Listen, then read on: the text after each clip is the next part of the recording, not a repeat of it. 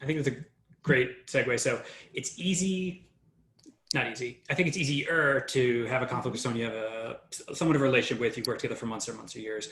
A lot of people work in partnerships are working with their counterparts in other companies for the first time, don't have context for all their internal issues or problems, even that person's career, what that person's going through. So managing that in this framework, that a lot of partnerships are set out to be 50-50 split, or some agreed set of responsibilities, and then the other person doesn't live up to their standards. How do we approach this for someone external where we don't have that history with? Yeah. So a few things. One, first and foremost, I think anytime you enter a difficult conversation where you feel like you're going to have to communicate a tough message, it's important to think about, what is your goal? What is it you actually want? Is it that you want that person to live up to what they've said they're going to do? Is it that you want them to know that you're dissatisfied? Like, what is it you're actually trying to achieve in the conversation? Because I think oftentimes we don't think that through clearly. Yeah, we just like word vomit out our angst, exactly, right? Yeah. And we get like halfway through a conversation, and then we realize, oh, actually what I really want is this. So that, and that goal, if you can think about that ahead of time, should guide how you approach the conversation and should guide what you say, right? So really keeping that primary in your mind. And then you might have multiple goals, but what's your primary one? And you get bonus points if you can think of a goal, if you can focus on a goal that the other person shares. When you say it's easier internally, partly it's easier internally because we have shared goals. We want what's best for the business. We want what's best for our team.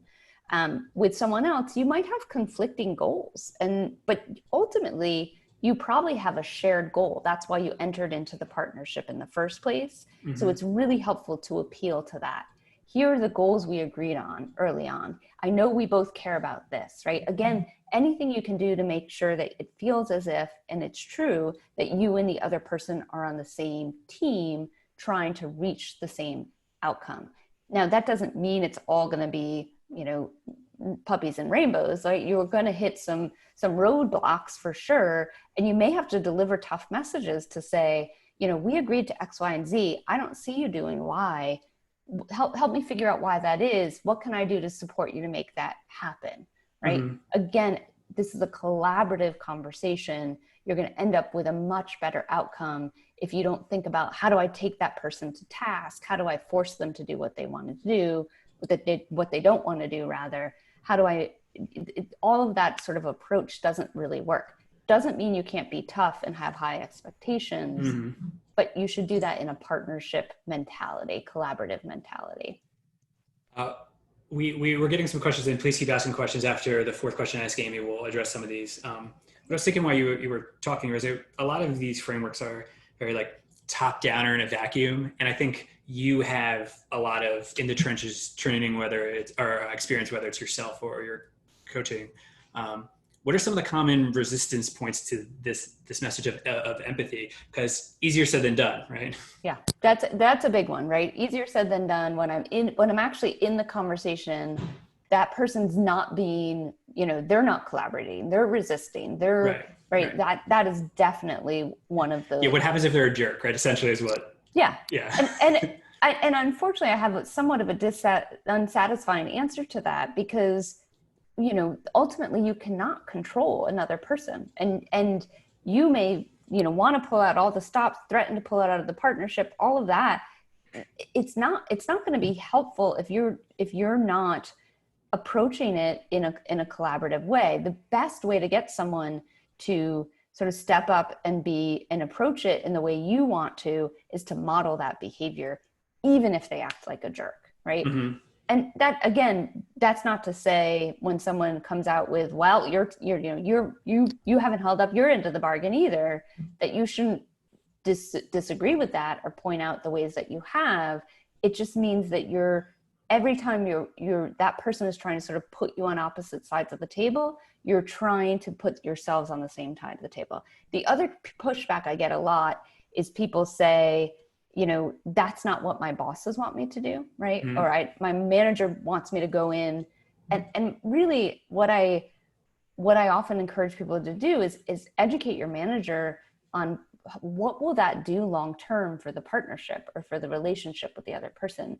You don't want them to show up and do their part because you've shamed them or embarrassed or threatened them, right? That's not laying the groundwork. And negotiation experts will tell you, you don't want to get to a place where you're delivering ultimatums. You may educate them about what your alternatives are. And one of your alternatives may end the partnership or to find a different vendor or find a different partner.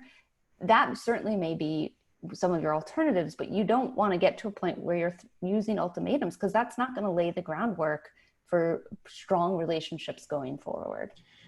Can you think of a clever or interesting way that someone has overcome that kind of stubbornness on the other side?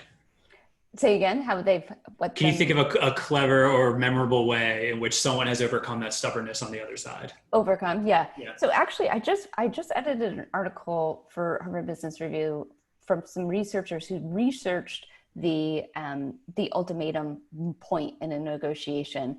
And the interesting finding they had is their theory going into the research was that people with a choice mindset, meaning that you were someone who thought about multiple choices you had and multiple choices that your counterpart had, were much more likely not to give in to those ultimatums, right? So going into the negotiation, if you did an exercise where you wrote down, here are all the choices I have. I can leave the partnership, I can change the agreement, I can put it on pause, whatever your options are, then also write down what all their options are.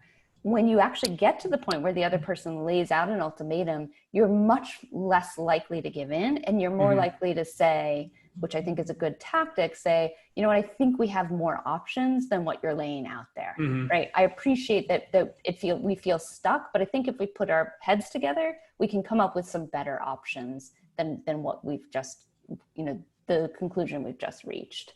You don't have to feel like your back's against the wall if you thought about it beforehand, right? Exactly. And you've also, I think the ultimatum is saying we don't have choices. And if you believe actually we do have choices, we do have options, not just me, but you too, we all have options, you're going to approach it again in a less sort of worked up manner. It's going to be feel less threatening if you've primed yourself to know there are other options out there.